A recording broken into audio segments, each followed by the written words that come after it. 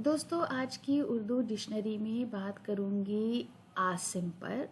اور عاصم دو طرح سے لکھا جاتا ہے، ایک عین اور صاد کے ساتھ اور دوسرا الف اور سے کے ساتھ. تو ان دونوں الفاظ کا پروننسیشن ایک جیسا ہے، مگر آج میں ہم اس میں دیکھیں گے کہ مطلب میں کیا فرق ہوتا ہے.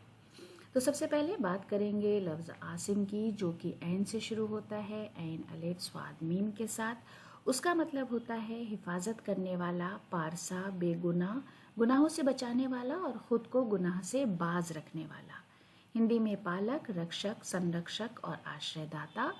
انگلش میں protector, guardian, guard, chest, virtuous اور سیف فرام سنس جیسے الفاظ اس کے لیے ہم استعمال کرتے ہیں. جملے میں اس طرح استعمال کریں گے: ہم اپنے اعمال کے عاصم خود ہی ہوتے ہیں، یعنی ہم جیسے کام کرتے ہیں اس کے لیے ہم خود ذمہ دار ہوتے ہیں، ہمیں خود اس کی حفاظت کرنی چاہیے، برے کاموں سے بچانا چاہیے. اس کے بعد عاصم الف مد سے اور میم کے ساتھ ہے، جس کا مطلب ہے گنہگار، عاصی، خصوصاً خطوط وغیرہ میں بطور انکسار اپنے لیے مستعمل ہے. یعنی جو پرانے زمانے میں خط و کتابت کری جاتی تھی اس میں اس کو آخر میں لکھا جاتا تھا، تو یہ ایک طرح سے انکساری ظاہر کرنے کے لیے بھی استعمال کیا جاتا ہے.